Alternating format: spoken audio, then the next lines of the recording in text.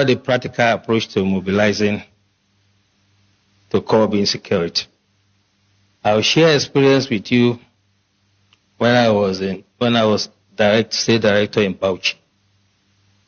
Most of you will remember an incident in Ajayi. A group of terrorists, the Boko Haram, then had invaded Ajayi. They were shooting in an attempt to kidnap, and the community chased them. They killed some members of the community, but the community members killed all of them. The last guy, Khalid, climbed onto a tree and was firing. The community stood, they were resilient, and they killed Khalid. Since that day, there has not been one terrorist attack in Ajayi. As a matter of fact, the former head of state, General Ibrahim Badamasi Babangida, said, and I quote, "If we want to stop or curb this terrorism, we shall emulate the Ajayi example." Tafawa Balewa also happened to be a local government in Bauchi that was always in flames. And the people of Bogoro and some part of Tafawa Balewa, where the Sayawas are, rose up on one occasion. They knew their terrain better, climbed onto trees and mountains. When the invaders came,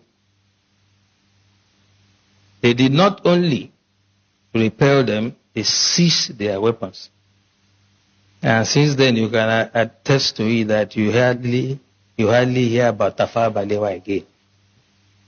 What I'm trying to say, the practical approach to mobilizing people, is that you have to get everyone involved. You do not expect the Nigerian Army, police, DSS, to protect every Nigerian or every community. It is not going to work. In the US, if you visit someone in the house, you will be shocked that when the guy hears a police siren, he will just pull his drawer, bring out his gun and keep it. So one of my hosts did that, and I asked him, "Why are you putting gun here?" He said, "Well, if they are chasing someone and he enters my house, I'll shoot him first." And that is the layer we have to start thinking about. How can you create first line of defense? The military, police, and other security agencies are to deal with the bigger ones, the organized ones. But it is impossible for us to deploy it to every community in the country. It is unimaginable that any security agencies that has the resources to do it. So as we live here, we all belong to one community or the other. What we have to start experimenting is how we can make the community to prepare first, if the first line of defense for us. General Wahab said it clearly. And for me, there are 3 takeaways from his lecture. By the way, the general and I were guest speaker at one program in our office, so I'm not surprised that his dexterity. He has developed some sort of expertise in what he does. But 3 things for me. He asked us a question. What is our own culture?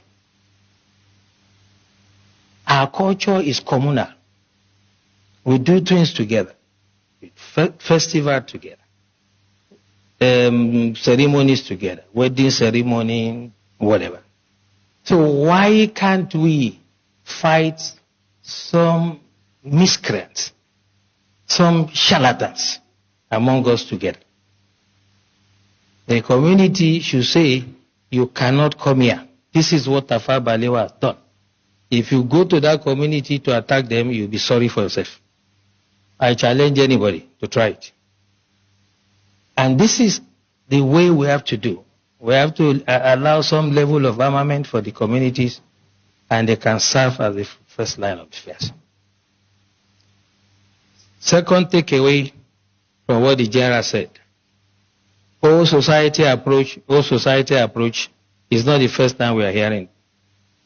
But what I'm saying, the way to do it is when we live here, those of us who have some influence, the elites in society, discuss with your communities, come to us, get some sort of approval and guidance, and then we can stop these criminals. You can imagine you call sector, let's say sector 4 or whatever, sector of the army, to come to this community if there's an attack. Before they even arrive there, if they attack another community, what happens? This is what we should take away from here. And lastly, he said something very instructive.